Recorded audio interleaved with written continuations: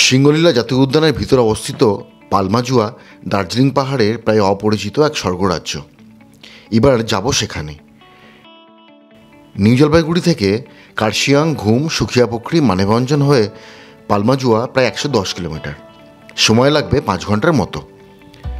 আসা যায় মিরিক হয়েও, দূরত্ব প্রায় একই। আমরা 4 জন এক ভরা শ্রাবণে বর্ষায় পাহাড় দেখতে বেরিয়ে পড়েছিলাম। দিনভর অবিশ্রান্ত বৃষ্টির মাঝে অসংখ্য উন্মত্ত পাহাড়ি ঝোড়া পেরিয়ে শিখোলা পৌঁছানোর সেই যাত্রা ছিল রোমাঞ্চকর। উদ্দাম গতিতে বয়ে যাওয়া শিখোলা নদীর পাশে দুরাত ছিলাম আমরা। সেই রোমাঞ্চকর সফরের ভিডিও নিচে ডেসক্রিপশন বক্সে লিঙ্ক ক্লিক করে দেখে নিতে পারেন। তৃতীয় দিন শিখোলা থেকে 20 কিলোমিটার দূরে পালমাজুয়ার উদ্দেশ্যে পাড়ি দিলাম। সেদিন আবার ছিল 15ই আগস্ট। আমাদের ছবির মতো সুন্দর ছোট্ট গ্রাম পালমাজুয়াতে নামিয়ে গাড়ি চলে গেল ধোত্রে হয়ে মানেভঞ্জনের দিকে। পালমাজুয়াতে আমাদের থাকার ঠিকানা সিঙ্গলীলা জঙ্গল লজ। রাস্তার পাশে একটু উঁচু টিলার উপর যার অবস্থান।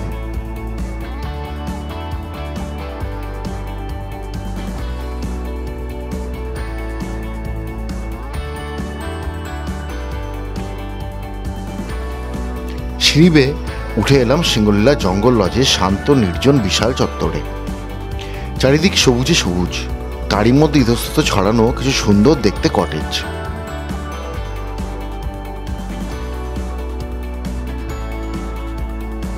এখানকার উচ্চতা লেখা আছে 2200 মিটার, তবে ঠান্ডা একদমই নেই। পরিবেশ ভারী মনোরম আর স্নিগ্ধ। পাশাপাশি 2টো ঘর নিয়ে আমাদের কটেজ। এই ঘরটা একটু দেখিয়ে দিই। ঘরটা আছি আমরা দুজনে, 3 জন থাকা যায় চাইলে, তো আমরা 2 জন আছি। নিচে কিন্তু সুন্দর কার্পেট পাতা, একটা ফায়ার প্লেস এখানটাতে, আর এইটা হচ্ছে উপরে একটা স্কাই লাইটের ব্যবস্থা আছে। এই একটা বেড, আর টি টেবিল, বেশ ভালো। বাথরুমটা হচ্ছে এটা, এখানে স্কাই লাইট আছে, আর গিজারটা নেই কিন্তু ঠিকই আছে, পরিষ্কার পরিচ্ছন্ন, বড়ও আছে। ঘরের জানলা দিয়ে কিংবা বারান্দায় দাঁড়ালে চোখে পড়ে ঘন সবুজ পাহাড়, পাহাড়ের গায়ে গাভীর মতো চড়ে বেড়ানো মেঘের দল, আর সারি সারি ধুপি গাছ। মনে হয় এই দৃশ্যের দিকে চেয়েই কাটিয়ে দেওয়া যায় অনন্ত সময়। চাইলে এখানে বসে আড্ডা দেওয়া যায়। আর উপরে হচ্ছে ডাইনিং রুম, এইদিকে আরো কিছু কটেজ আছে, উপরে আছে, এখানে একটা, ওই দূরে পাহাড়, দুপি গাছের আড়ালে। এইটা হচ্ছে ওদের ডাইনিং রুম। এসছি আমরা চা খেতে বসে। জায়গাটা কিন্তু বেশ পছন্দ হয়েছে। এই জায়গাটা এত শান্ত নির্জন, দূরে কোথাও ঝর্ণা আছে, ঝর্ণার আওয়াজ শোনা যাচ্ছে।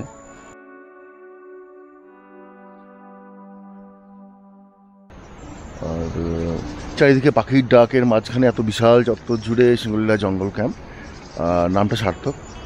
আর যদি পাখি ভালোবাসেন, প্রকৃতি ভালোবাসেন, ফুল ভালোবাসেন, অনেকটা জায়গা জুড়ে একটু হাত পা ছড়িয়ে থাকতে চান, তাহলে কিন্তু এটা অসম্ভব ভালো জায়গা। আর আমরা এসছি আপাতত লাঞ্চের জন্য। এখন প্রায় 2টো বাজে। তো এই হচ্ছে পুরো চত্বরটা। দ্বার রক্ষক, 2 জন দ্বার রক্ষক আছেন।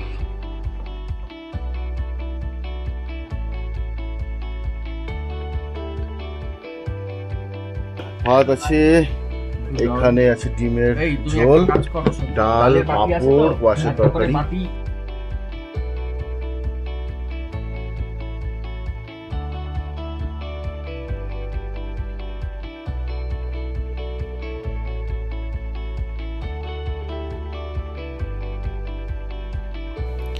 দুপুরে খাওয়ার পর পাখির খোঁজ করে আর আড্ডা দিয়ে কেটে গেল সময়। প্রচুর পাখির ডাক, চারিদিকে পাখির ওড়াউড়ি। পালমাজুয়া এমনিতেই পাখির জন্য বিখ্যাত।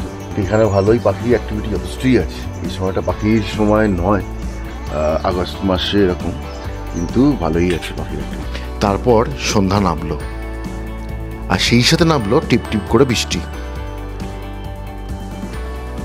নির্জন এই বিশাল পরিসরে আলো হাজারি পরিবেশ গা ছমছমে। আর রহস্যময়। সেই রোমাঞ্চকর পরিবেশে গেলাম রাতের খাবার সারতে।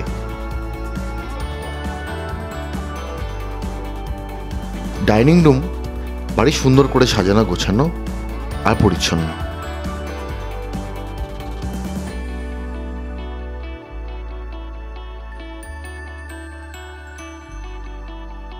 ডিনারে ভাত আর রুটি দুরকমই ছিল, আর সাথে ছিল নিজেদের ক্ষেতের সবজি, ডাল আর চিকেন কষা। রান্নার স্বাদ বেশ ভালো।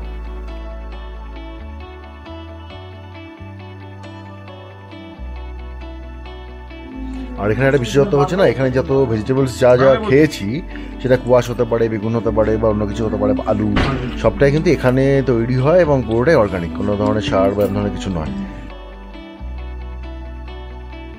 পরদিন সকালে উঠে দেখি আকাশের মুখ ভার, চারপাশ ঢাকা পড়ে আছে অস্পষ্ট কুয়াশার।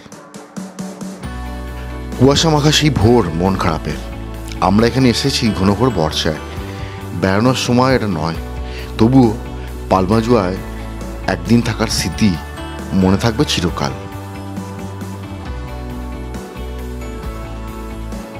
এখানে কটেজগুলো ভারী সুন্দর, বাঁশের বেড়া দেওয়া, সুন্দর কটেজের ভিতরটা তো দেখিয়েছি, ইন্টেরিয়ার ডেকোরেশনটাও বেশ সুন্দর, বেশ বড় ঘর। তা যদি দেখি এই পালমাজুয়া গ্রামটাই ভীষণ শান্ত, অল্প কয়েক ঘর বাসিন্দা, হোমস্টে এটা আছে, আর সম্ভবত বোধহয় আর একটা থাকতে পারে নিচের দিকে।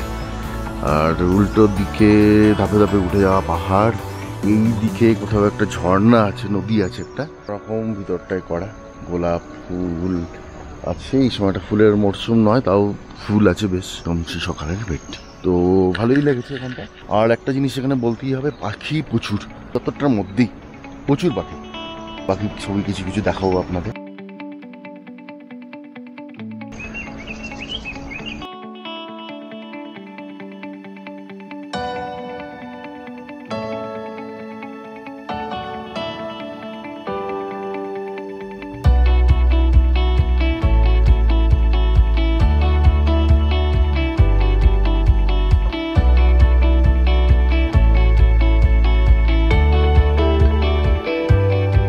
বেশ ভালো লেগেছে, বেশ ভালো লেগেছে। এটা কিন্তু হাইলি রেকমেন্ডেড, এই সিঙ্গলীলা জঙ্গল লজ। সকালে এখান থেকে ব্রেকফাস্ট করে বেরিয়ে যাবো। ব্রেকফাস্টে ঘুগনি আছে, ডিম সিদ্ধ আছে, আর এখানটাতে আছে নানপুরি টাইপের।